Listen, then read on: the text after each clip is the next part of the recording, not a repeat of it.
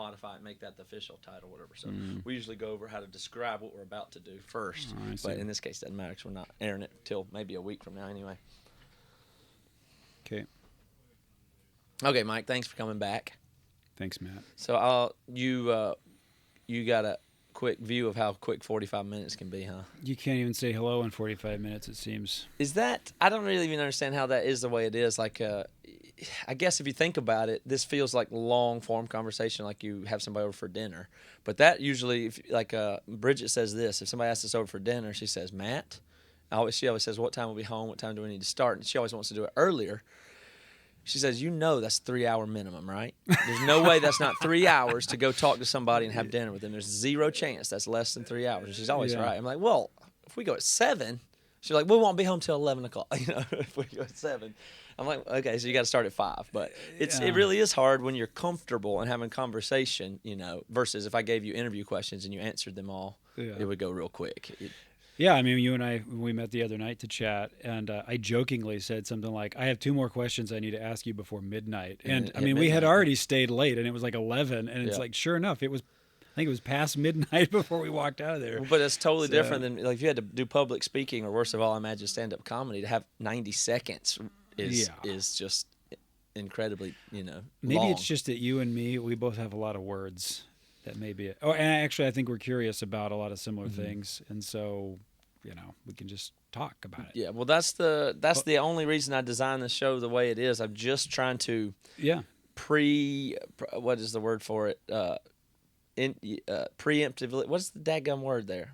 You just jinxed me on being a guy with a lot of words. Proactively is the word I was looking for. Okay. I'm just trying to proactively design the thing that I enjoy the most, and then see if I can make that work, and what are the benefits, and if it could ever work or make money and be the. And then if the people who are listening enjoy paying attention to the things that you enjoy paying attention to, you got a match. Then I've built it in a way that's for me first, and that's going to be the most sustainable, and then we'll see if it works. But I get to do these experiments, so I like it. But the point of this is, what I've found is sometimes I interview people that I know really well, and it does not go good. I'm like, why? I'm good at talking to that person, but I don't like it often when I'm talking to somebody I know, because I feel like I'm not that curious. I see. So I can only be driven in this context out of like if I get an Uber driver that's from a place or used to work on airplanes, then that's going to be great for the next 20 minutes. I'm like, I have a million questions, and I think I kind of understand it, and I want to engage with the thing that the person knows. But sometimes when I know people well, that there's not mystery or curiosity on my part, even though I find them fun and interesting to talk to. But you're special in the sense that you have lots of interesting things that you know that I don't know, that I could ask you about all day and be entertained. But even specifically when it comes to the Mars Hill thing and your story, I always was on a different side from you of perspective. So you were always in leadership and training and superior, on the inside. And I was not that. I was volunteer, but very involved. And it was always a very clear distinction and curtain to me that there's many things here that I cannot have access or know what's going on. I know there's a ton of stuff going on. It's obvious as the world to me. And I know a lot about this person's character and Mike's character and this and that. And I know there's things wrong. And I know there's things I'm curious about. And I know there's no way I can talk about it because that was the nature of the culture. Yeah. It wasn't able to be questioned. And so I was always doing math in my head. If Mike says this, and this is the context, and I know his character, what does that really mean? So just to link up with what we talked about last time we sat down, we talked about puzzles and how anything that we know, it's like we're groping about after these clues and internalizing them, and this kind of picture emerges, kind of like the magic eye 3D image thing, or like a puzzle where you got these different pieces and you're trying to fit them together to get a coherent picture to come together. So what you just described to me was the way that you went about at Mars Hill dealing with the different clues. You say, there's something going on here. So you have a sense that there's something here to be known. And you also are dealing with certain clues. You have a sense, even the part that you perceive that there was some kind of veil behind which you don't have access.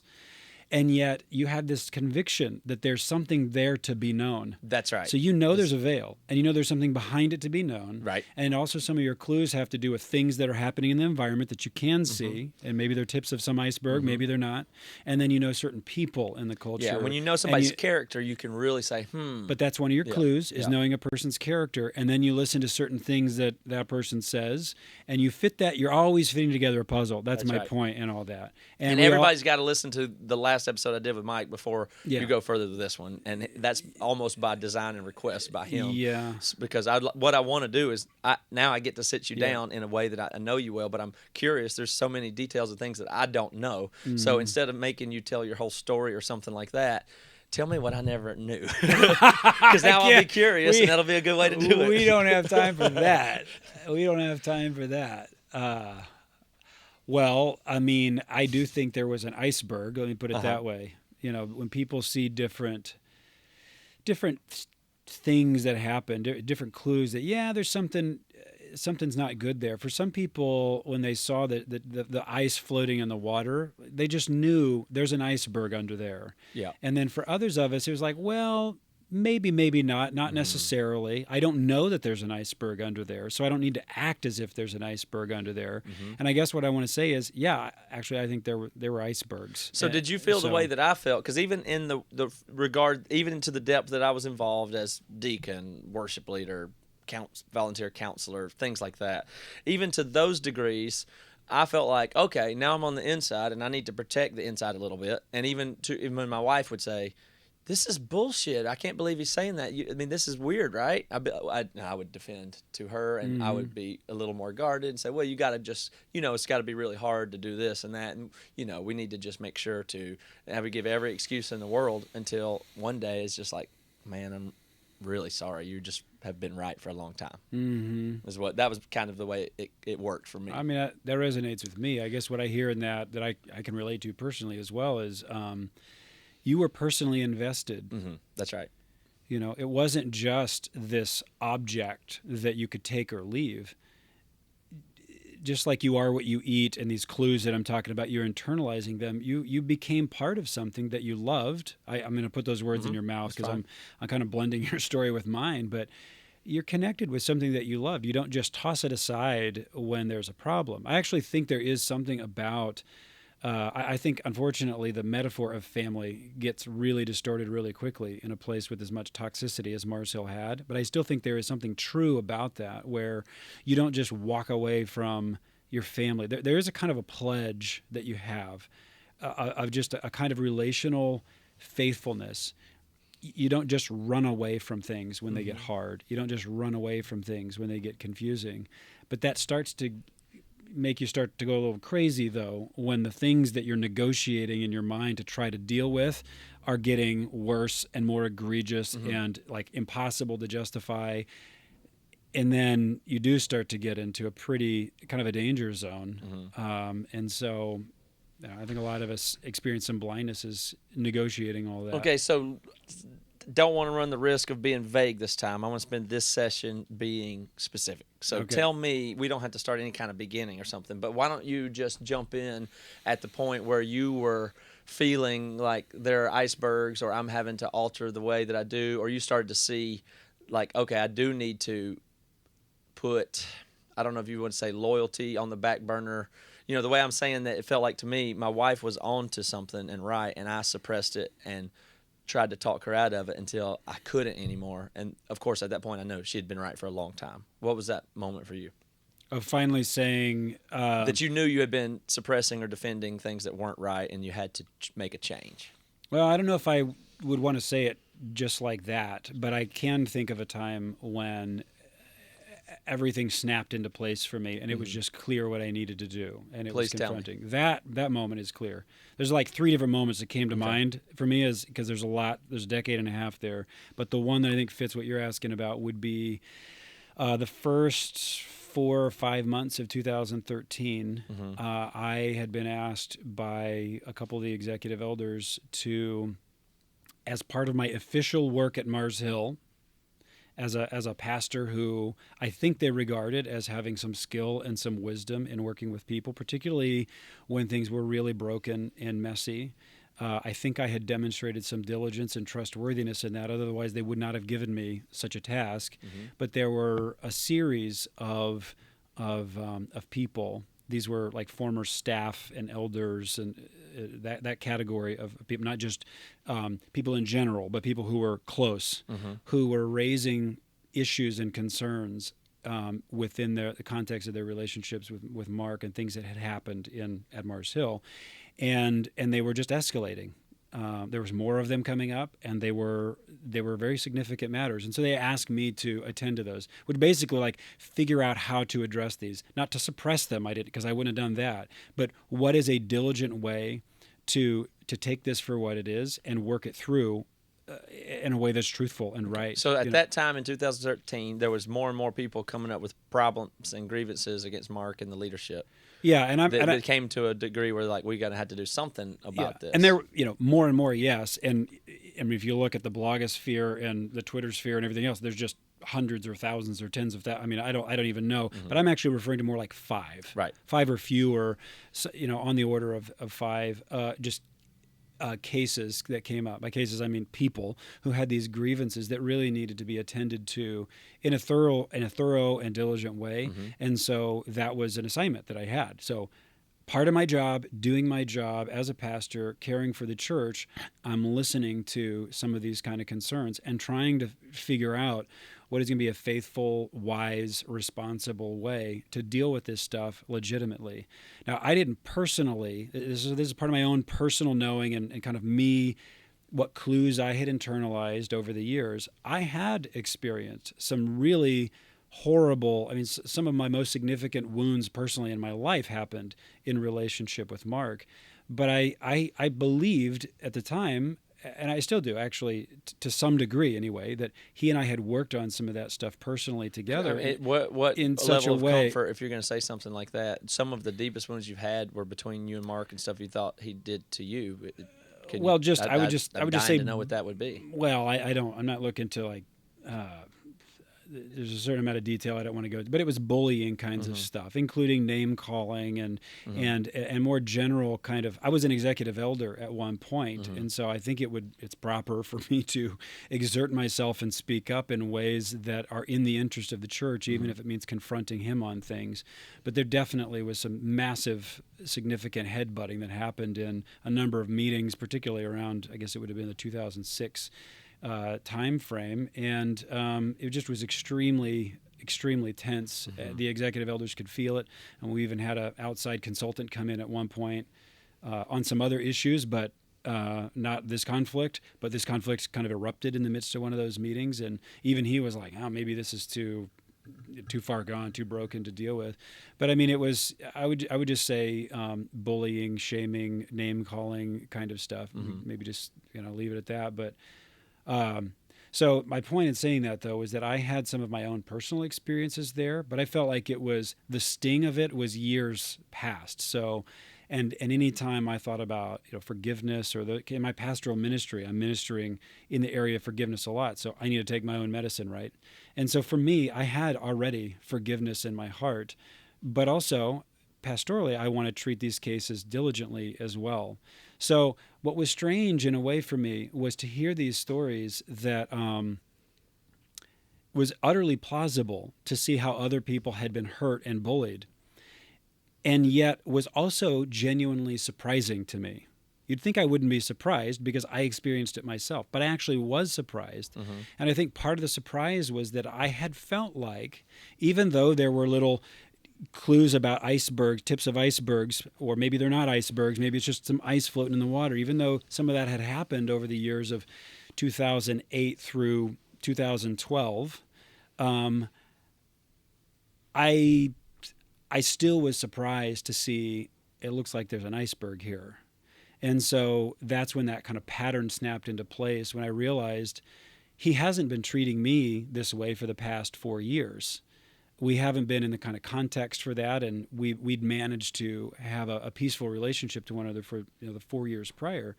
But he's been harming my brothers this way and some other people. I just wasn't in the circles, in a sense, to know of it until I was in a situation that it was my job to listen and figure out how do we proceed.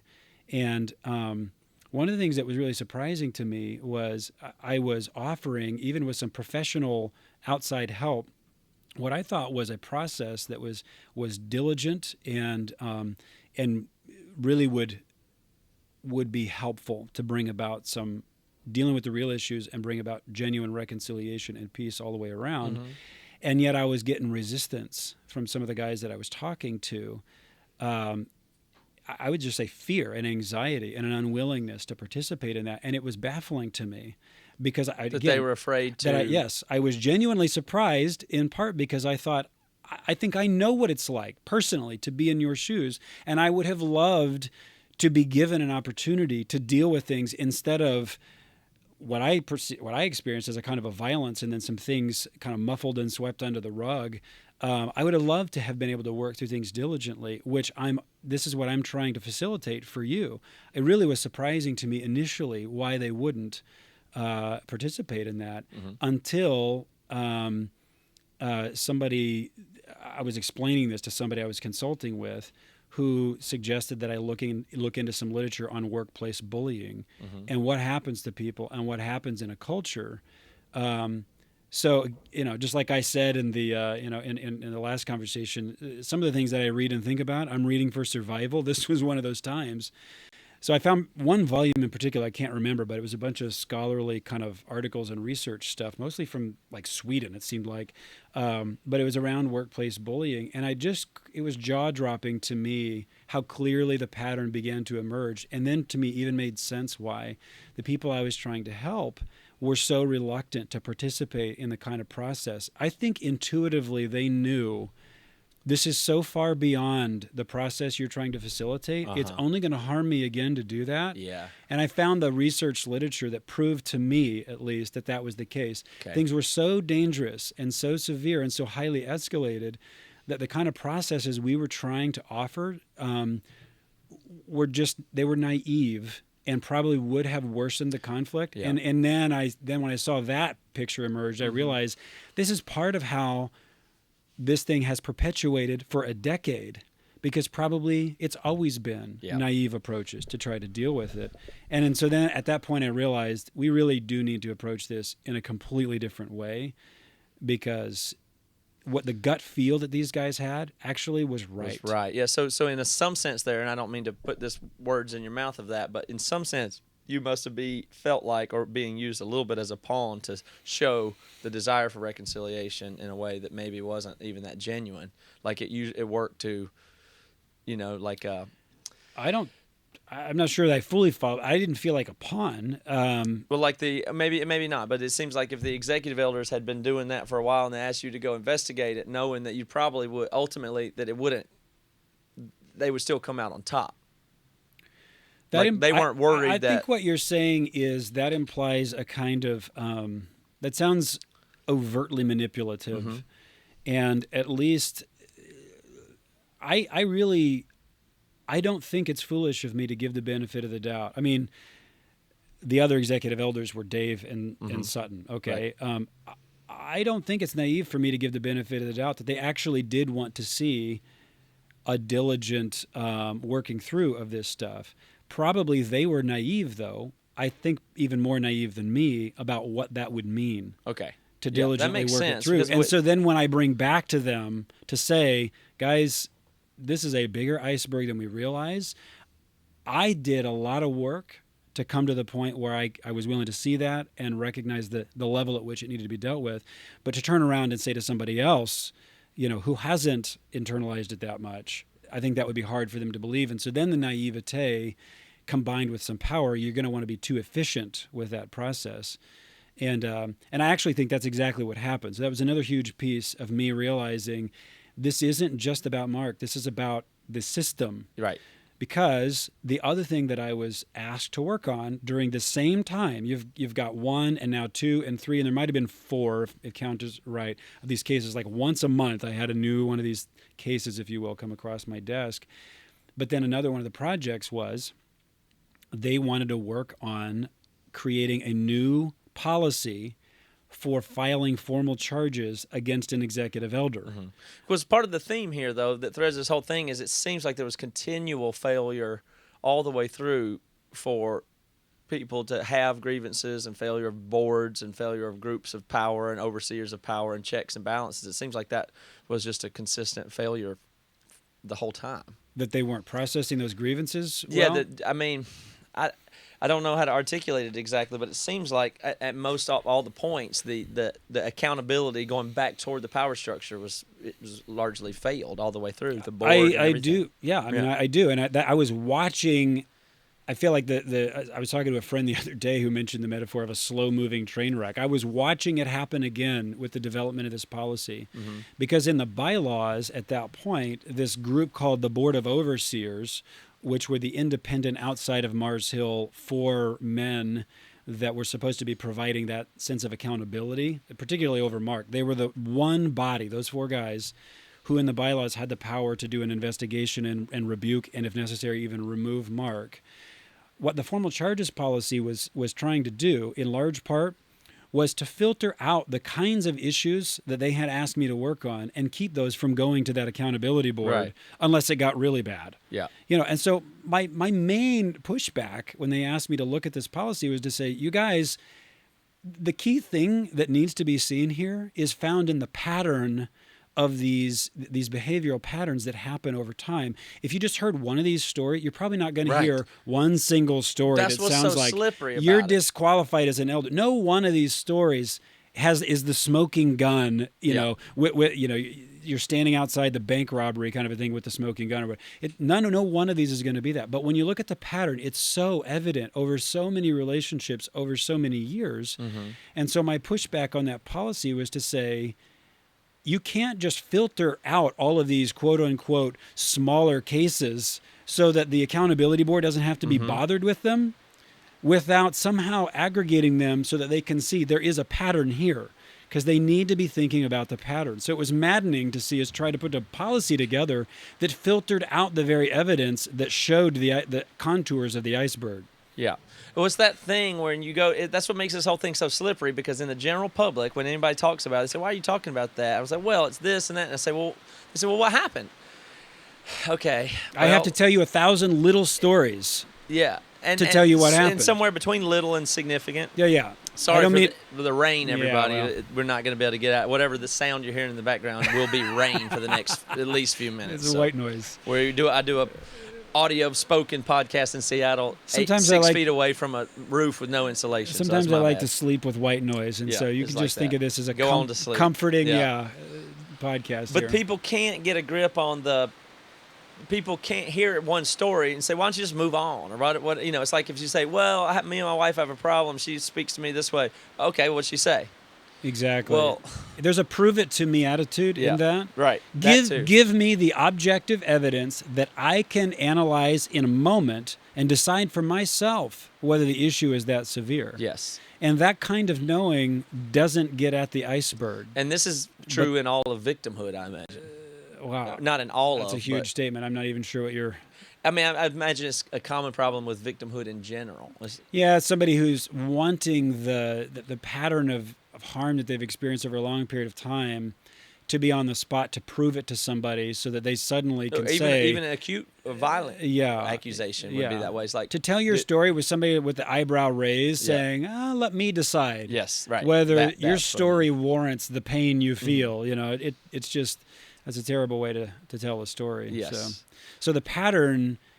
And actually, this is even, I feel like biblically is appropriate when it comes to questions about the qualification of an elder, because any time if we were on our game, if you will, and being diligent, that we would guide someone through the process of becoming an elder, we're considering a pattern of life. You're not qualified to be an elder because once upon a time you were gentle with your words and not violent. That's a great point. Yeah, the thing that qualifies you is never a single thing. You're only qualified when there's a pattern. In fact, even if you had a slip up and you lost your temper once, that doesn't disqualify you necessarily when the pattern of your life is the one of good character. And when you do make the mistake, there's genuine confession and repentance and all of that. You could almost say that more so qualifies you, if you will. But when the pattern of your life shows verbal violence or domineering or all of those different qualifications in 1 Timothy 5 and 1 Peter 5. Those To translate that, though, you could just say, like, being mean to people and cussing them out, like, for somebody that's maybe not familiar with the Bible and elder qualifications. Sure. Like, can you put it bluntly for somebody to listen? I mean, a lot of these people that listen to this podcast don't so even an elder, really know what we're talking an about. elder is to be gentle, not violent. I think that's one of the ones in Titus 1 or 1 Timothy 3.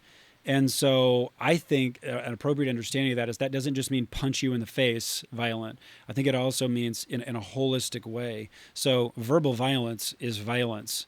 And if there was someone who is going to be, we're considering him as an elder candidate, if he has a lifestyle, you see this pattern in relationships all around him where people are brutalized by verbal violence, you'd say that's not a character of gentleness with your speech. Yeah. As a main character pattern, there's this violence in it. So yes, it would be the assaulting words, the name calling, the dismissals. It could even be scapegoating, stereotyping. Those are almost the scary ones to me. Like I can handle if somebody cuss me out personally. I don't really, it wouldn't bother me. But if I, and then you're disrespected and demeaned, that would start to really bother me. But if I was scapegoated or felt like I was dismissed or turned other people against me, that's But in the context of eldership, though, when you're trying to exercise faithful, diligent, wise, loving governance of a church, for one elder to cuss out the other elder in the presence of others, what that starts to do is set up a bullying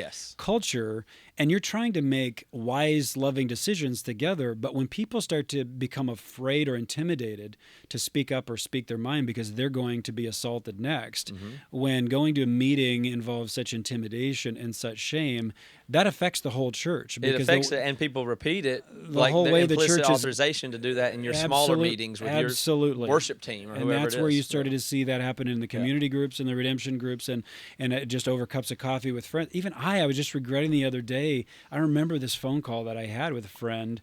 I felt so confident about the way men should be. And I had the kind of very two-dimensional, and I'm in my early 20s probably, and picked up on some of Mark's stuff. And it was just utter, I just want to say bullshit. What I said to my friend, it was just intoxication with this arrogant idea about what it meant to be male. And I just let him have it because he didn't fit that stereotype.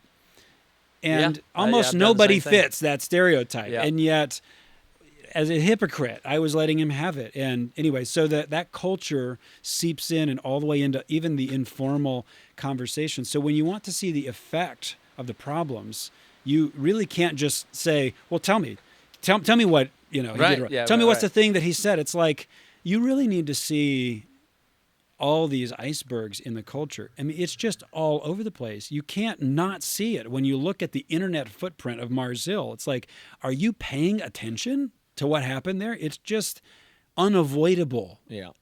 What happened at the culture of Mars Hill? It started at the top. You can't blame everything on Mark, but I mean, that whole thing happened in the culture for some reasons.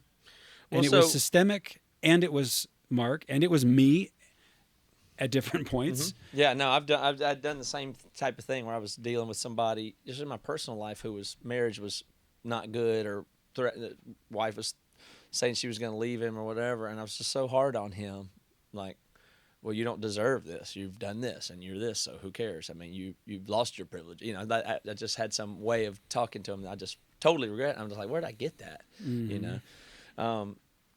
Where did I get that? But I got it, and I did it. But you can't blame all that on Mars Hill. No, I can't blame all that on Mark, because I brought my own arrogance. I brought my own craving and addiction for certainty. I brought it with me, to Mars Hill, and so it was. In some ways, it just gave me more of the drug I was already hooked on, and that's on me that I was a fool in that conversation with my friend. Yep. I completely agree. So a couple things. So the way that you're describing that is, I'll at least bring up and say that it seems to me to be at odds with what I saw Mark say on TV recently, which really tripped me out when he said it, which was, Yeah, there was problems there. There was an 8-year governance war behind the power struggle behind the scenes, and it didn't work out right. And so God eventually told me to leave. Which when He said it on there, I was like, maybe I'm crazy, and that's what happened, and whatever. I felt so weird, like, oh, I guess maybe I'm the crazy one, because it sounded believable what He said and the way He said it. But I think if I'm not right, and correct me on this, some of the stuff that you're already discussing, and that whatever that is that He's describing would largely involve you and other people. Presumably, but I mean, and is that just not? I mean, how does that strike you when you hear Him say that? What strikes me is that's not true. But do you think He thinks that's true? I don't know. I mean, I don't know. I can tell you what I can tell you that I know is there I was in 2013, early 2013, dealing with these highly escalated issues, and they had to do with the bullying, kind of domineering, that kind of stuff. I just, there was no context about governance in that. Yeah. So, and then all the way through, I mean, we've just scratched the surface on even answering your question about what started to open my eyes to things. But I mean, I worked on that kind of stuff through the entirety of 2013.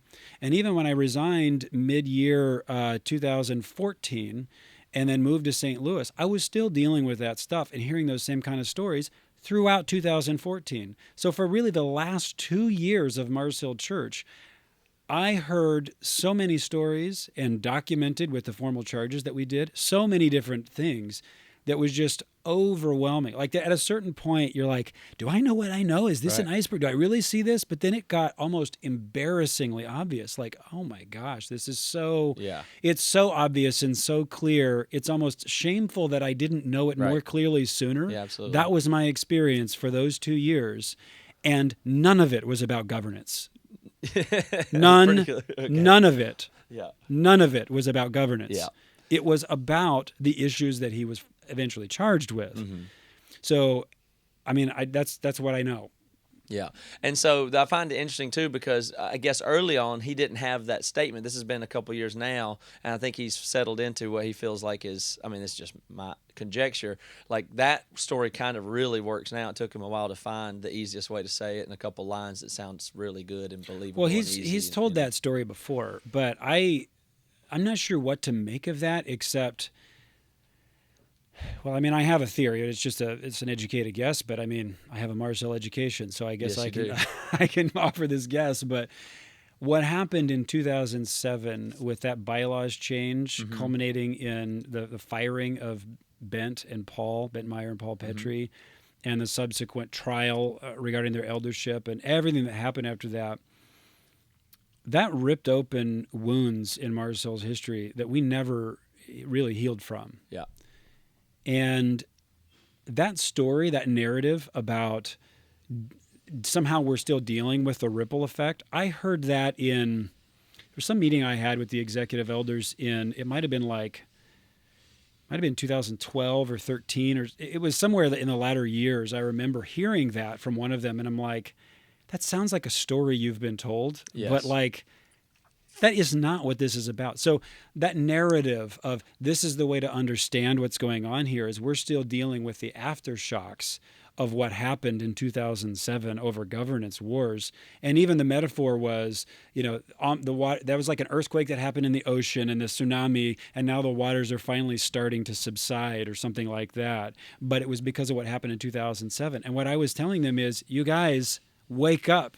There's a much bigger earthquake that's happening. The tsunami that's on its way. And that wasn't a threat. That was me realizing the gravity of the kind of things that was bubbling up. And I'm saying, and it had nothing to do with governance. So you're the kooky scientist I'm just like Jeff Goldblum in Independence Day or something. Yeah, something like that. You're the guy that sees the signals. But I'm also listening to guys telling a story that they probably heard from somewhere that had the feel of like, you were told this story to make sense of things, weren't you? I was told the story. I bought it. And all I can make of that is, maybe there's some deep guilt. I wonder maybe if Mark, at some level, feels some guilt about what happened back in 2007, that so many things today still kind of reference back to that or something.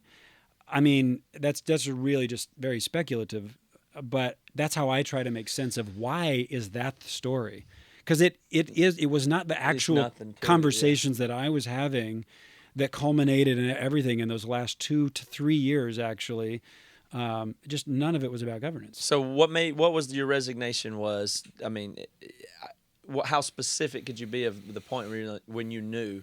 Because I wonder if resigning, I'm assuming resigning is this way. I use the analogy that my dad teaches me, says, son, if you're thinking about firing somebody, you probably already should have done it, kind of thing. I think resigning is probably in that same boat. But what was that for you? When did you think well, you my knew, resignation, and when did you? my resignation was official in 2014, but to understand why it happened that late, I have to tell you a little piece of 2004, 10 years prior, because it has everything to do with it. I came on staff at Mars Hill in 2004. I think it was July 2004. I had just become an elder in the spring of 2004. I had worked at Microsoft prior to that, and I have this email that I drafted. Have you ever written an email and then you never sent it? You know, I have one of those that I stumbled upon a couple years ago working through some of this stuff. Something I never sent. But it was me confronting Mark on some things that had to do with conversation that had happened I think it was in an email thread among the elders. But it was some of that verbal violence that I would now call it. And me saying, this cannot be. And we can't excuse this as just guy talk, or actually I used the language at the time of locker room talk.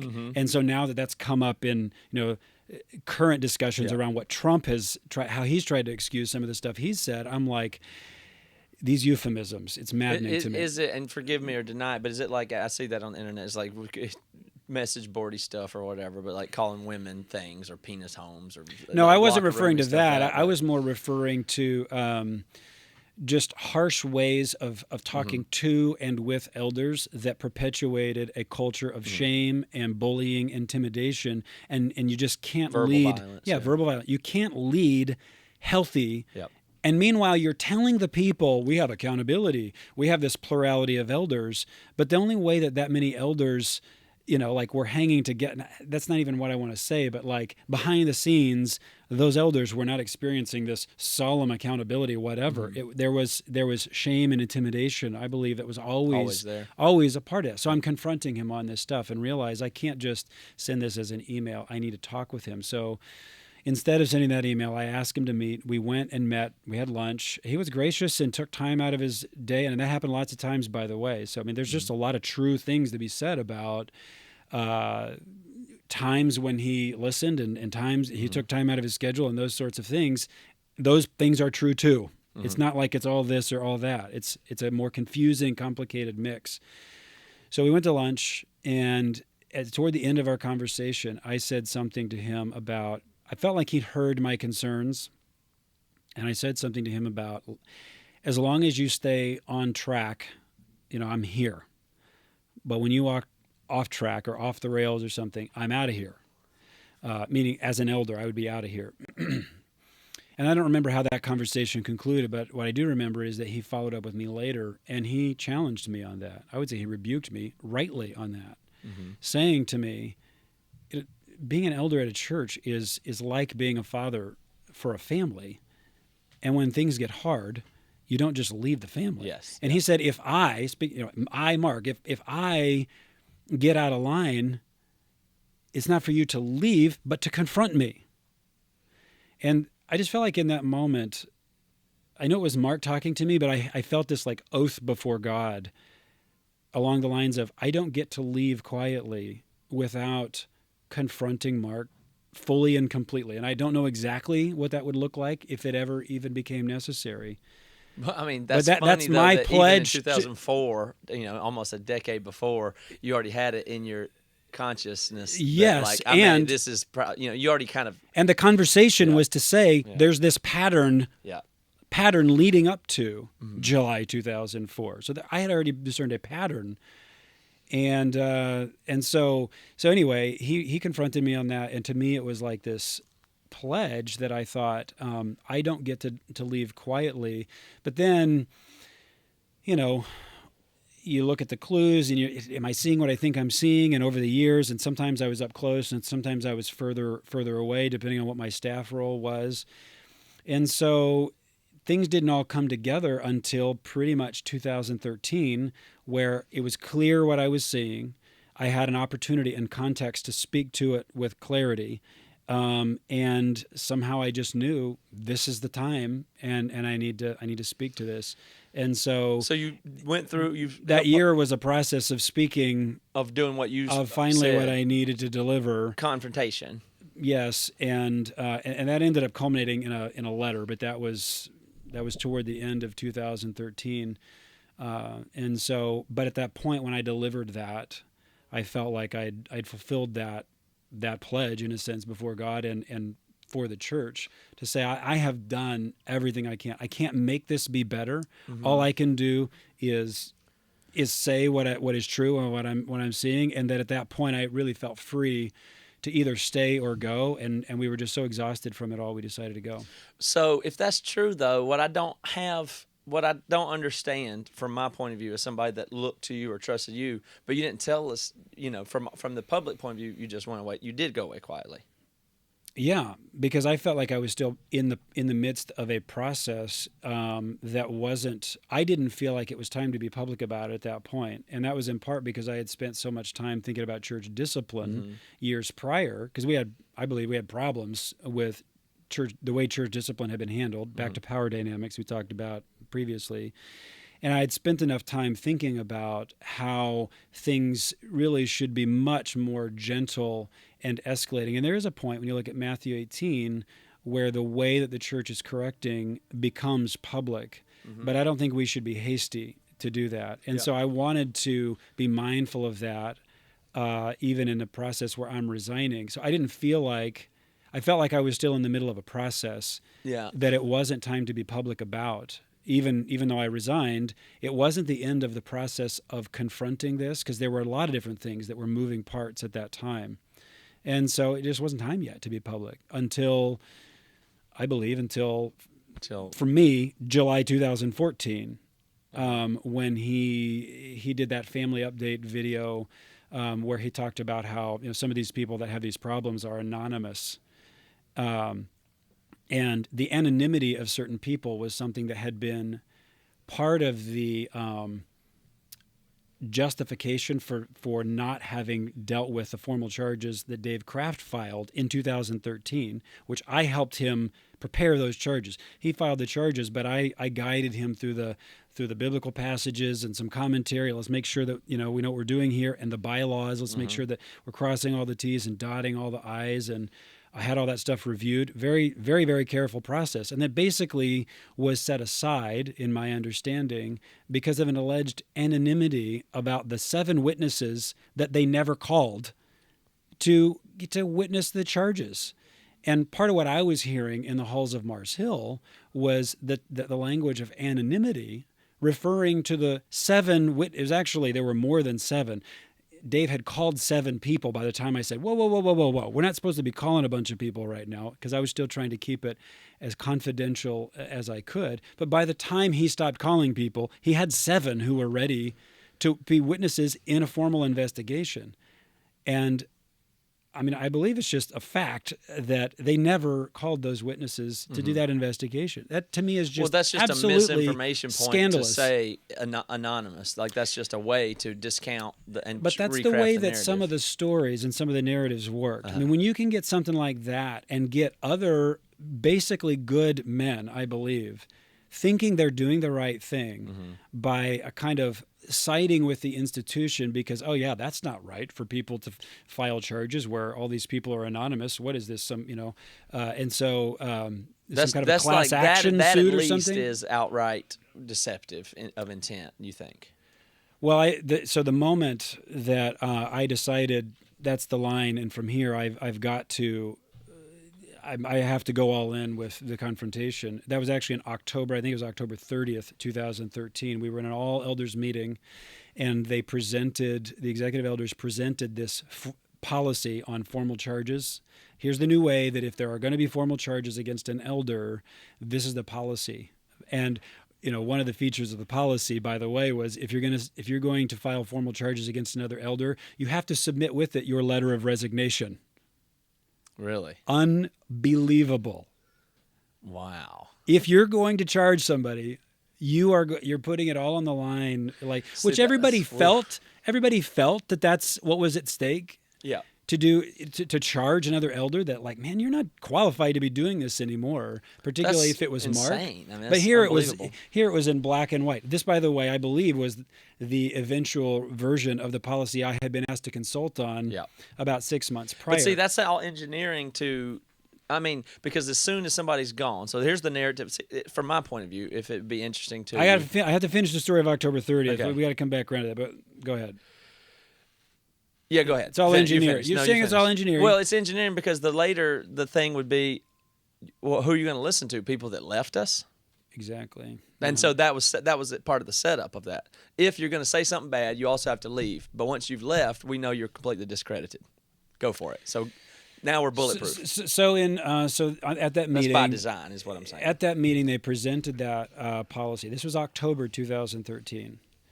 Now, I had spent the majority of that year dealing with some of these escalated issues, giving my feedback and pushing for a more like a realistic, actually fair and wise policy for formal charges, which didn't include filtering everything away from the guys who were supposed to be the accountability, and which didn't have a line in it about submit your letter of resignation. I'm like, we should be going the other way. Protections for whistleblowers, not submit your letter of resignation. I mean, it was crazy to me.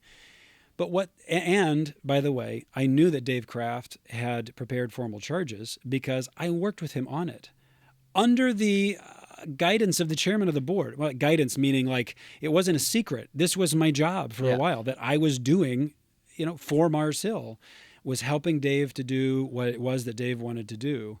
And so I knew that formal charges were in the works. But the message that was given to us in October was, we're giving you this new formal charges policy at a time when no formal charges are pending. It's peacetime. Now, what are we supposed to take from that? I believe the message that was meant to imply was there's not a conflict of interest here. We haven't come up with a formal charges policy because of any formal charges that are in play, but just like it's in peacetime. I mean, it could be anybody. It could be me. It could be you. I mean, I'm almost 100% certain that those elders, this was a full council of elders meeting, they didn't know that there were formal charges because they hadn't made it known that Dave had submitted those formal charges. Uh-huh.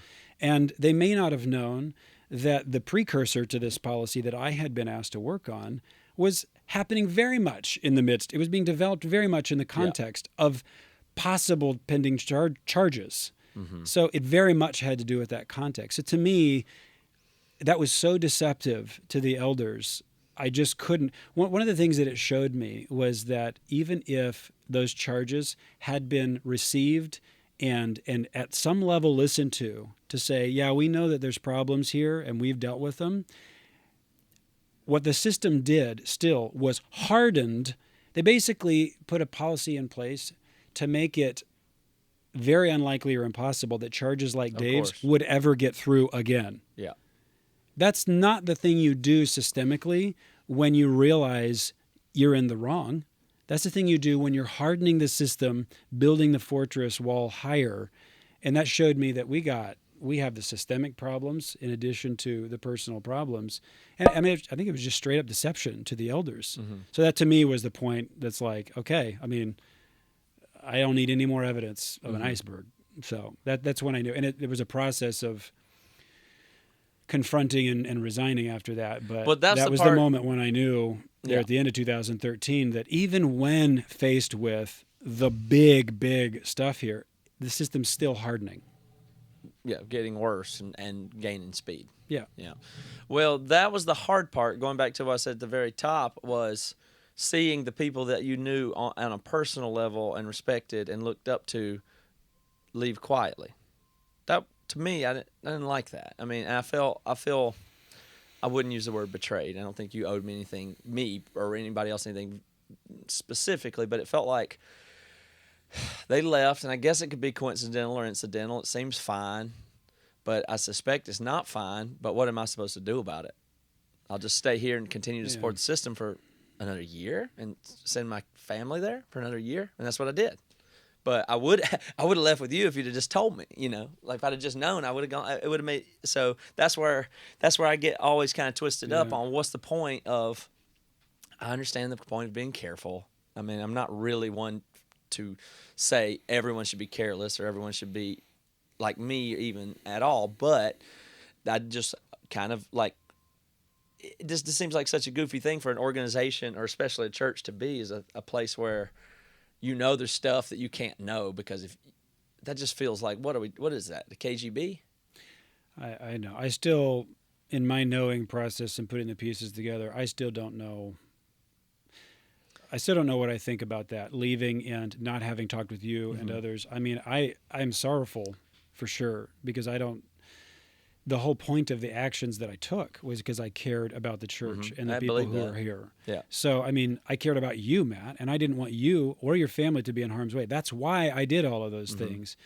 And yet, at the same time, there is a sense of, I mean, if me and my wife are having an argument on something, I'm not going to go talk to the kids in a way that, I don't know, somehow messes with their relationship with my wife. And so every metaphor breaks down in a certain way. And one massive, massive way this one breaks down is you're not a child. Right. And you're not my child. Right. And I don't want to treat you like a child. So actually what I did do, and I know it's not nearly as much as could have been said, but some of the last conversations that I had with people that weren't like close friends knew people that I felt like it was appropriate for me to have the more candid conversations with knew more. But where I didn't feel like it was appropriate for me to have as candid a conversations with, like with some redemption group leaders, for example, what I did start urging toward the end is interpretation. Instead of just listening to the stories that you're being told, basically it was like wink, wink, nudge, nudge, interpret. Yeah. And that's, I think, is a way of, one of the things that we had at Mars Hill was a way of treating the community in a childish way by means of authority, saying, trust your elders, trust your elders, trust your elders. It's like, hello, be trustworthy. Trust your elders, Another way of saying that is we have the authority to give you the authoritative storyline for you to make sense of reality. And if you hear a different story, or if you think a different story, trust your elders, trust your elders, trust your elders. What I was saying at the end is interpret, interpret, interpret. You are an adult. Yeah. You can make sense of this. And there are many different authorities, by which you can guide your way through this. Basically, I was trying to help people, trying to empower people to be mature in the way they were interpreting and not just trust your elders, basically. Yeah. And I think it's important, and Phil Smith I was talking to him the other day, and he said, part of the problem was it was seemed to be required that there would be an imputed trust to people that you didn't even know or have a relationship with if they landed in the hierarchy above you, even if they're a new person that came in, or you heard an order from 3 people down, then you knew you had to trust your local guy, and you knew he is supposed to trust this other guy that you never met for whoever knows what. And so that became a really big issue. Well, imputed trust was language actually used toward the end. And I just thought it was so off base. It was just absolutely ridiculous at the worst point of the bankruptcy of trust to say, now how about imputing trust? It's like, that's kind of what's been happening all along, and it's just all gone. Yeah. There's no more to impute. It's just so badly broken. So people could take the clues. I mean, there were clues, like you said, and interpreting. Like I said, I understand. I knew you. I knew your character and the other people that left that I did know. And there's just, of course, you can do the math there, but it's slow. That's a slow way to do it, because you feel like you're constantly giving the benefit of the doubt and to the people that already have the power and the benefit of the doubt. It's just just a way that you have to. It's a cognitive bias that you have to.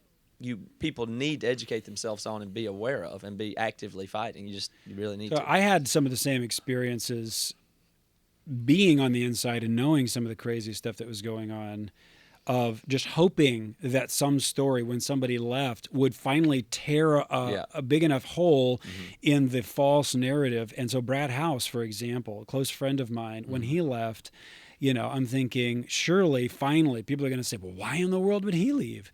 Well, part of the letter that they published, really on his behalf, in my understanding, they wrote that and kind of let him know after the fact they were going to publish that, included this part about moving closer to family. Well, I mean, I think they live in Michigan. He ended up moving to Louisville, but he was interviewing for a job in Portland at the time. So, I mean, just it's nonsense that he left to be closer to family. But so there were all these near misses like this where if finally something like that would disrupt the expectations enough that people would have to stop and demand to know what's really going on here. But every one of those somehow got smoothed over. I think the same happened. What was I supposed to do? Stand up? Because I didn't feel like the rest of the I feel like I'm interpreting this, but the people sitting beside me probably are not. Is what I felt like, but maybe they felt the same way. Yeah. So the problem would be you'd see all these people leave that had been there, all the people that you trusted that had been there for 10 years are leaving quickly, and you have to know something's going on there. But, you can't, you just think, well, I guess they would have tell us or somebody would tell us something, and, you just get really confused in that. That's a very confusing thing to watch happen over and over again. And especially some of them were so crazy where the person, sometimes you'd see the person go up on stage and it was contentious and they would say something that sounded false and just watered down and now we're going to move. Like it had to, at first there was rules like it has to sound like the best possible thing and God had to call them away and you have to use all that language to make sure it's right that they leave. Because at one point Mark would brag that no elders ever left or something. But, and then it got to be, there was some contentious ones where people would leave where they were, you could tell they were not allowed to speak. Like there would be the executive elders who came and commissioned somebody to leave and the person wouldn't get the opportunity to speak. There were non-disclosure agreements that were involved with all those departures. I mean, like speak, like this pastor is leaving and here's what he's going to do and he's been called to do this and he's just sitting there on stage on Sunday and doesn't even say, he doesn't even get up and say, I can think of one particular example, but he doesn't even get to get up and say, I'm leaving and this is why. He just sits there while they explain what he's going to go do. Well, that shows you. You're saying, well, why don't people who leave tell me what's going on? Yeah.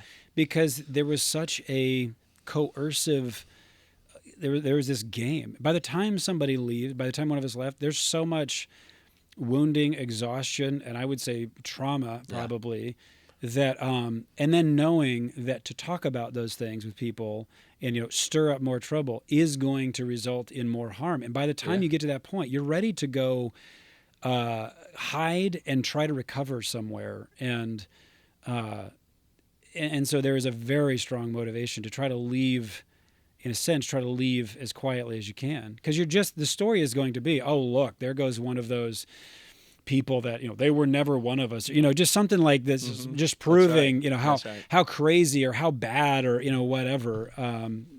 That's how kind of the culture works. But I want just something you said about we're talking about clues and how you put clues together, and you talked about how it struck you sometimes when people would be they would move on and things would get smoothed over.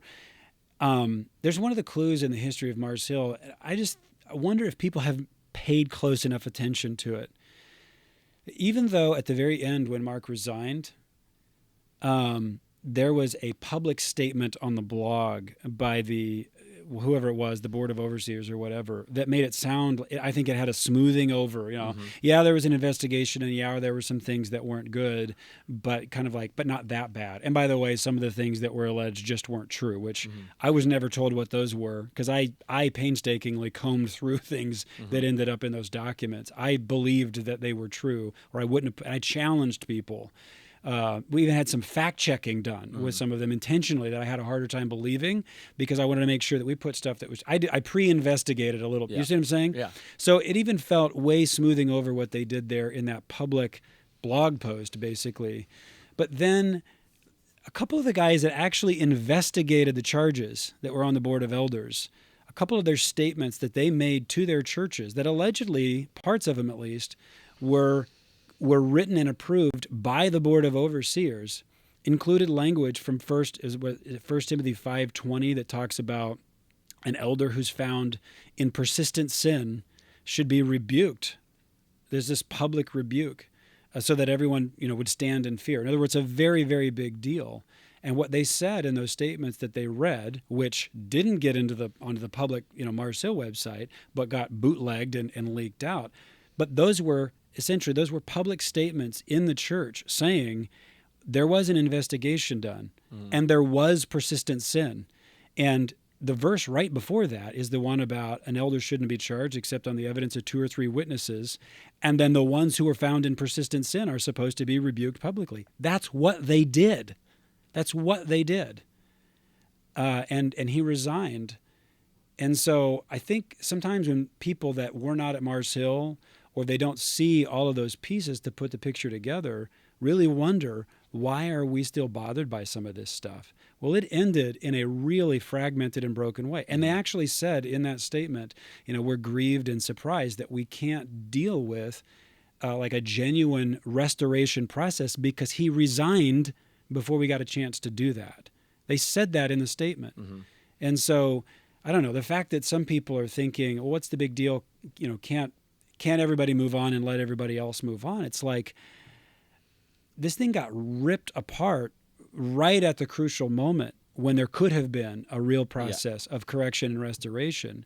They said publicly that he resigned before they had a chance to complete that process. I mean, so you have to have a story that accounts for that fact.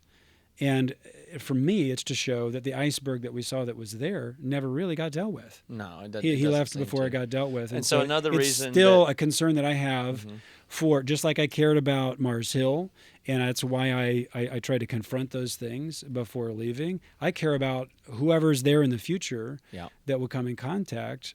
Otherwise, I don't have good enough reasons to sit here and talk about this. So, from what I'm hearing and gathering on the ground level, I'm interested in this topic because it's personal to me, but I just think the applications of it are, as we've said earlier, as old as people themselves and have applications in through all spheres of, social systems, of course. But these are the same kind of dynamics that go on all the time. But certainly in other churches, there's just, this is not one thing. This is the way it goes, and elements of this in lots of things. And particularly, there's people that are out there now that are probably threatened or in danger of leaders and leadership cultures like this.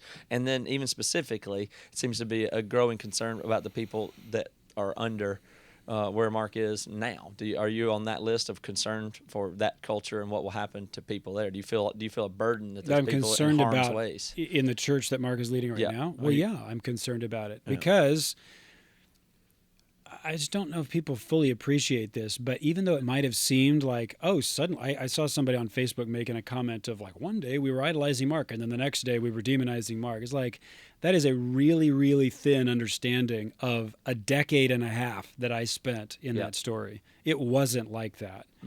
It was years and years and years of coming to understand this really is what's going on. It really is bad enough to deal with in a major way. And there's so much self-doubt and so much time passed and so many people hurt in the process. And for him to pull out of this environment in this community that finally saw what needed to be dealt with and go to a brand new environment, it does wipe the slate clean. And I have no reason to believe except that it's going to be the same pattern unless it changes. Why would I never saw the pattern fundamentally change in a decade and a half here. Why would it suddenly change there? You would just say on some fundamental level, he knows, well, don't get into that trouble again. Possibly, but I'm also saying that the people that are around him are probably going to go through the same cycle of, am I seeing what I'm seeing? Maybe it's not that bad. Maybe it's just a little ice floating in the water, not an iceberg. He seems very certain about things. I feel some self-doubt, And so if they spend a decade going through all that crazy making, I'm really sorrowful for them too. But that's what it took for some of us to get to the point to take the actions that ultimately needed to be taken. And it's tragic to think that could possibly happen all over again. But I see no reason why it won't, because he left in the middle of it finally getting dealt with. And these were deep, deep matters. They don't change overnight outside of the community context that finally saw what needed changing. So now it's a problem because it's a new self-selecting group of people that don't have, like, there's a bunch of people that had been at Mars Hill that had other thoughts and had been there earlier and had other values as it became more and more distorted. But this one's like a clean slate of the only people that would be going there are people that already are benefit of the doubt and have no baggage and no history. And so it's just the most fertile ground possible to do whatever. And if they're like me and lots of other I'm going to just call myself a good person, okay, but that could be disputed. If they're like me and lots of other good people around me, the experience that they will have there in that community and in his presence will be one that they'll feel like they have a right to say, but I know what really is going on with Mark, because I can feel it. I mean, this preaching is profound, and there's some of these good qualities and kind of the community that's around me. And so, yeah, I get that because I was part of that pattern too. You know, and so it's going to be just difficult then to, in a sense, to come out of that pattern of thinking into one of seeing all these things that are little bits of ice floating in the water. It really is an iceberg. They're just going to start over, because even I heard some of the recent like a podcast episode or something that he did recently, and I'm listening to it and thinking, yeah, I remember the feeling of, I mean, he speaks in a way that's winsome and knowledgeable, and sounds like Bible teaching and all of those things. And you just feel like I know what he's about because I can see and hear for myself with my own eyes and ears. What are those people so bothered with? And I just want to say, yeah, I get it. Yeah. I spent many years thinking the same way, and it took a long time to finally say, no, this really is bad, and it has got to be dealt with finally, or just the cycle of hurt is going to keep occurring. So, well, I urge people to pay attention to, and do, like you said, to make sure you're interpreting, not just trusting blindly. I say it's good to not give the benefit of the doubt, not because that's a bad thing in principle, but we tend to overdo it, especially institutions, systems, people that seem sure of themselves, people that have answers when you're less sure. But, it's almost a scientific, skeptical mindset. It doesn't mean cynical either, but,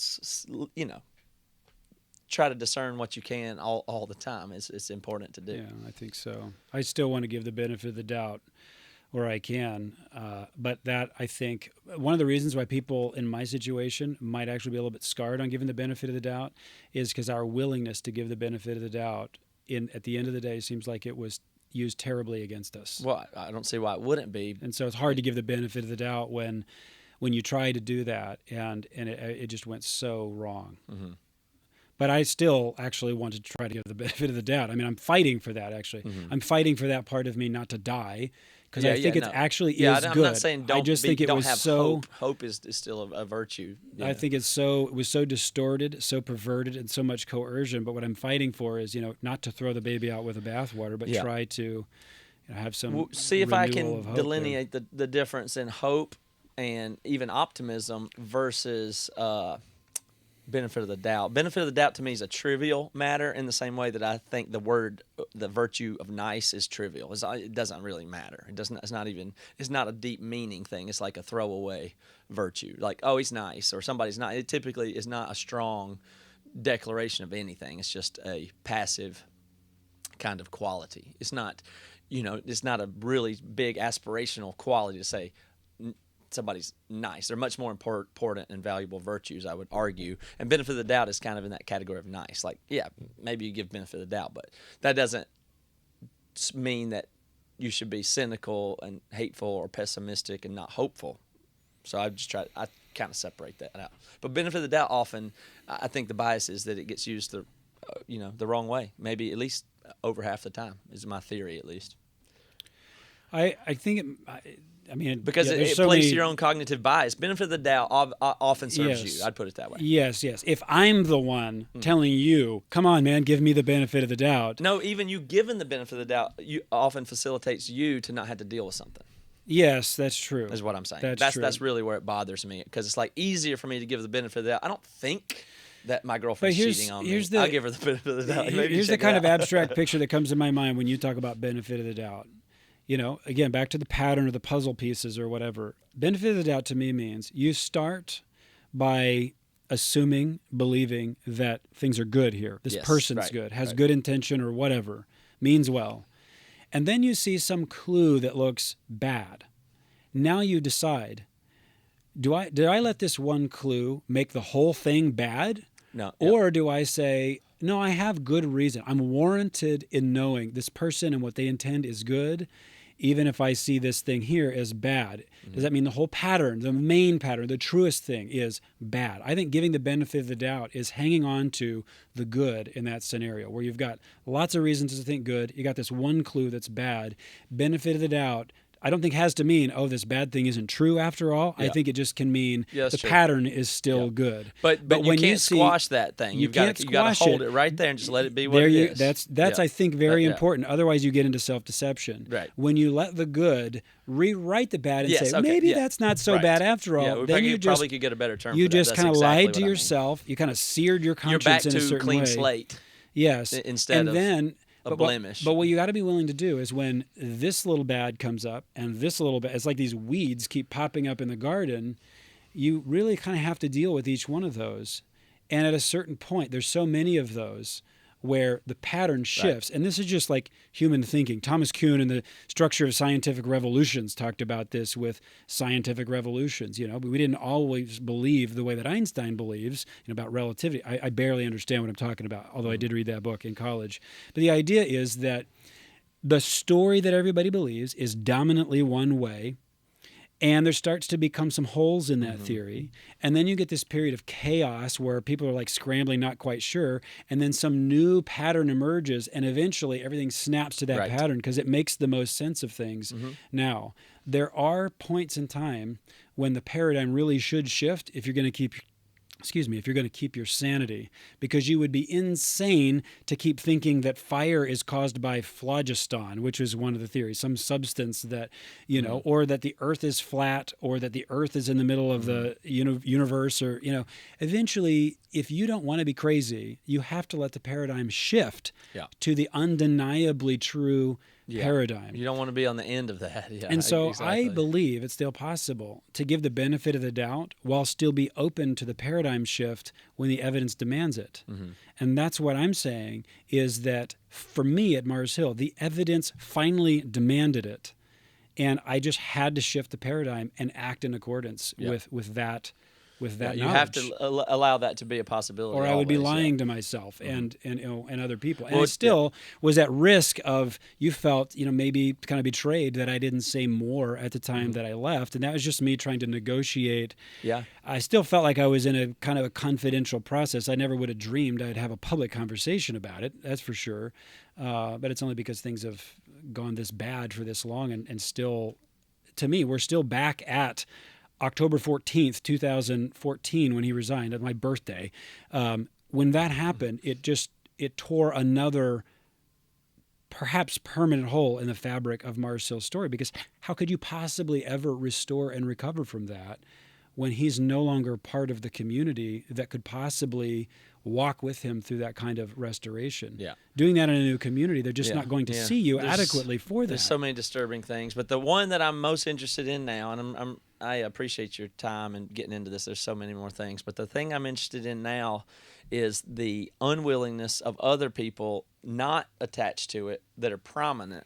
So, for instance, supporting him, and what I've witnessed recently, and more so, this is so disturbing, is their actual factual unwillingness to even hear the things that people like you or Jen Smith or other people are saying. And even when asked directly, like, listen, could I just tell you my story, to the people that are supporting and helping his platform, prominent, big people, and they will not hear even the stories of the people that do know.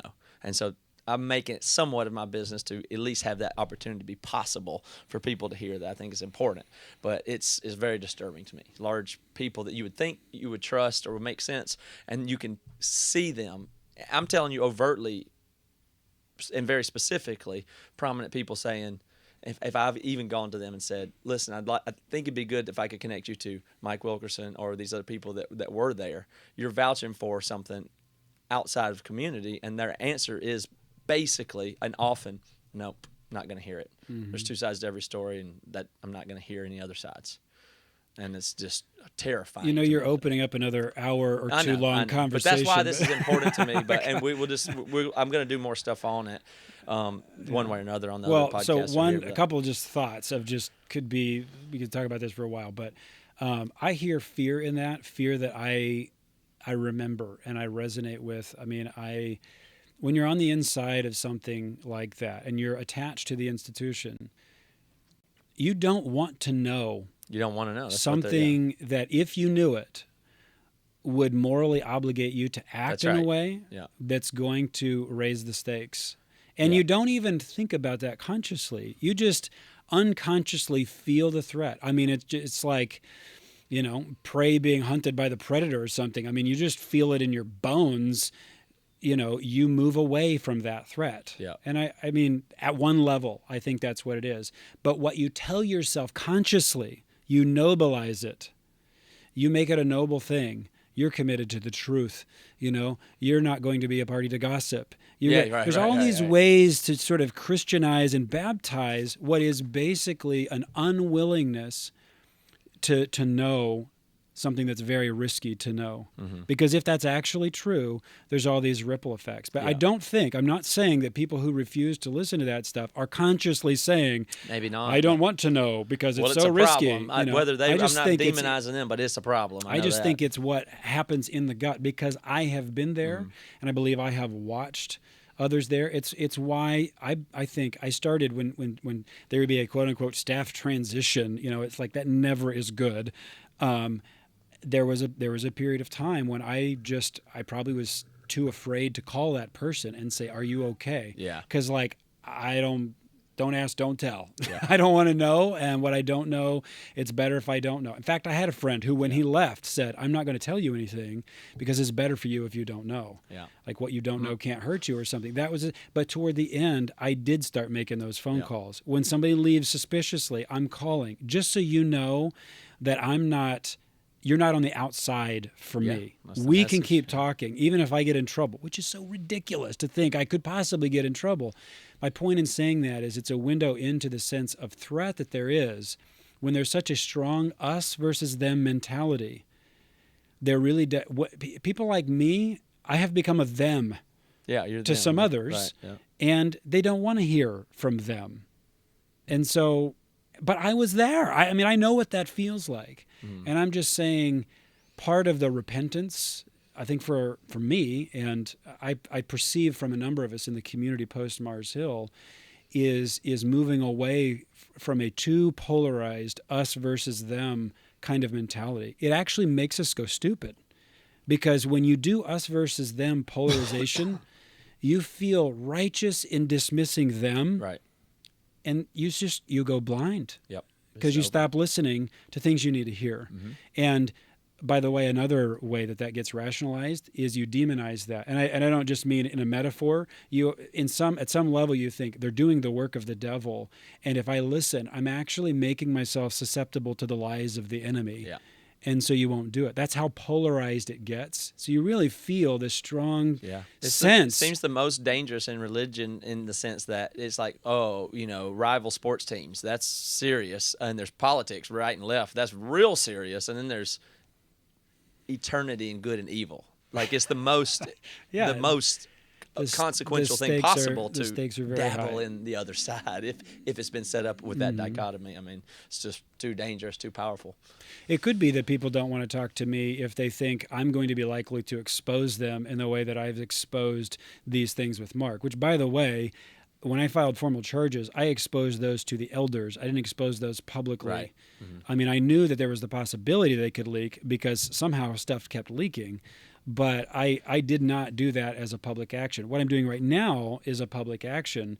But you said yourself how slow. I didn't even talk to you about candidly because I am in no hurry to expose things that don't need to be exposed. People have wondered why I've taken so long on certain things. I'm not in a hurry. I don't. That's not the first thing to do. Okay. Mm-hmm. And so for anybody else as well, usually things should be dealt with as privately as possible. But we did that for a decade. Mm-hmm. And I mean, this is where it has come to something public because we got this interstate, conflict now where people still are not really seeing clearly, I believe, what's going on here. So it could be another reason that someone wouldn't want to talk to someone like me. They might have a fear of exposure, as if I'm in a hurry to expose. And if you're out there wondering that, I'm not in a hurry to expose. I am not in a hurry to expose myself. I don't even like posting stuff on Facebook with the thing marked public, because I'm takes a lot for me to forget that I'm being public when I do my own podcast. I just don't. Well, I admire your love doing that. I admire your carefulness. It really is it represents something that I'm less of course, but I do respect. Well, it I in the way admire that your you do. openness. Yeah, well, it's safer for me. It feels like to just at least try to get everything out there, so I don't have to worry about managing stuff. I don't know what it is, but I respect your carefulness, and now even more candidness with details. So now it's getting really interesting. But thank you for your time and willing to share. I mean, of course, there's a million things to get into and other stuff we could talk about. But thank you for doing a couple episodes here. Yeah, you're welcome. Thanks, Matt, for having me. It's always good to talk.